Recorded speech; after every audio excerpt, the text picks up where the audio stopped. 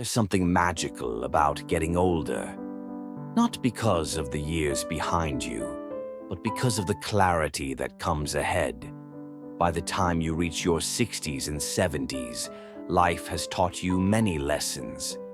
One of the most powerful? That true happiness doesn't come from what we own, but from what we no longer need to carry.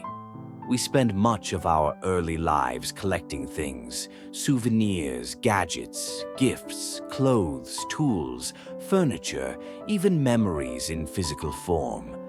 But after a while, what once brought us comfort can quietly become clutter. It clogs up our closets, crowds our cabinets, and weighs down our hearts. Before you turn 70, or even if you're already there, it's a wonderful time to look around your home and ask, is this adding to my peace or taking up space? This isn't about minimalism for the sake of being trendy. It's about making space for the life you live now, a life of calm, clarity, and meaning. Let's explore 6 categories of items you can consider letting go of, not because they weren't useful once, but because your life is ready to breathe again. The kitchen, once a place of daily hustle, may now be a space for quiet morning tea or preparing simple, nourishing meals. But over the years, we tend to collect a lot in our kitchens.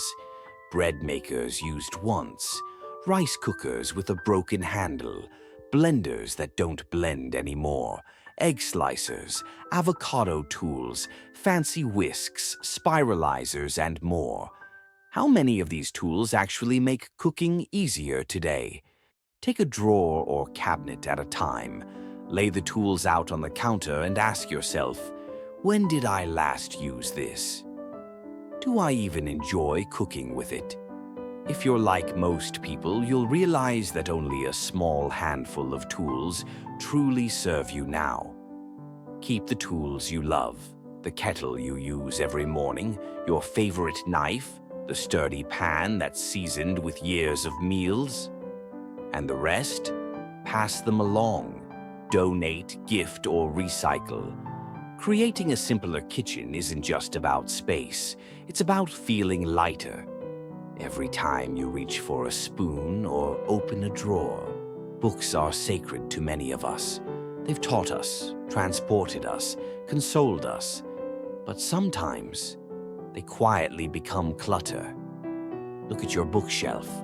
There might be tech guides for devices that no longer exist, cookbooks you haven't opened in years, diet fads that didn't stick, self-help titles from long past struggles, novels you meant to read but never did. And don't forget the stack of instruction manuals you've held onto for coffee machines, vacuum cleaners, and TVs long gone. Today, almost every manual is online. You can find diagrams, videos, and tutorials in seconds. So ask, do these books still reflect the person I am? Or are they holding space that could breathe new life? You don't have to throw away books that shaped you. Keep the ones that still speak to your soul or have personal value. But consider donating or recycling the ones that don't. Your bookshelf should be a reflection of your mind, not a museum of your past purchases. Let it breathe. Let it evolve. Let's talk about the linen closet. Most people rarely open it, and when they do, they're often greeted by an avalanche of towels, sheets, blankets, and who knows what. But how many do you actually use? 1 or 2 sets of sheets, a couple of soft favorite towels, a comforter for winter, maybe a few extras for guests. That's usually enough. What's taking up the rest of the space? Old, mismatched pillowcases, threadbare towels from a decade ago, blankets that scratch instead of soothe, and maybe a floral bedspread you didn't even like back then. We often keep linens for just in case, but how often does just in case happen? Instead, keep a small rotation of clean, soft, high-quality linens. Let go of the rest.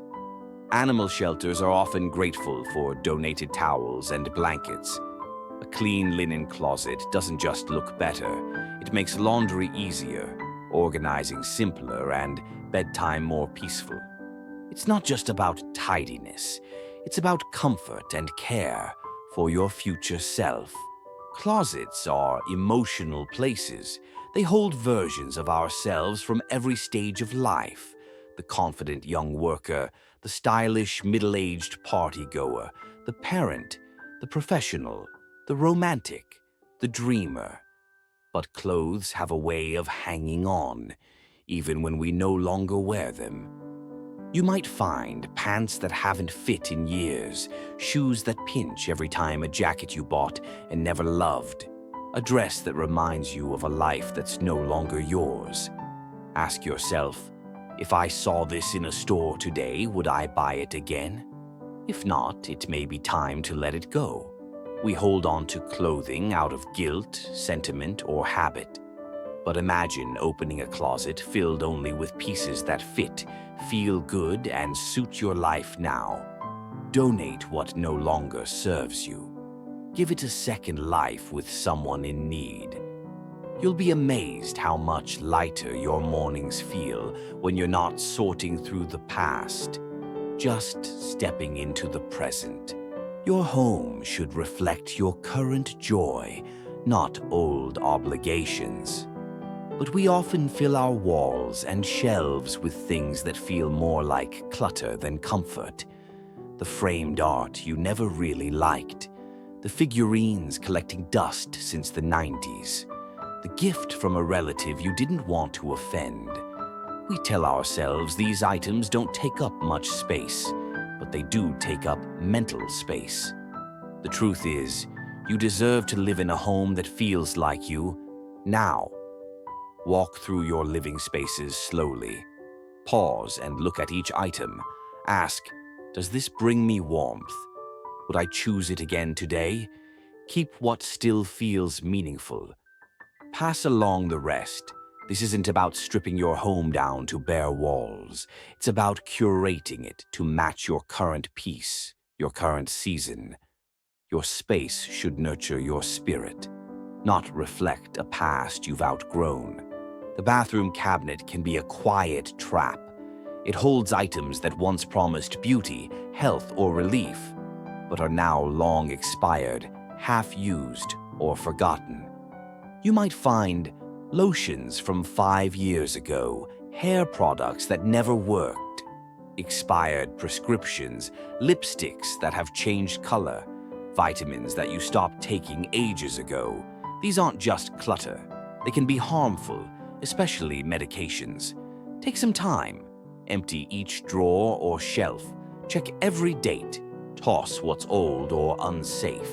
For prescription meds, many pharmacies will help with safe disposal. Keep only the items you use and trust.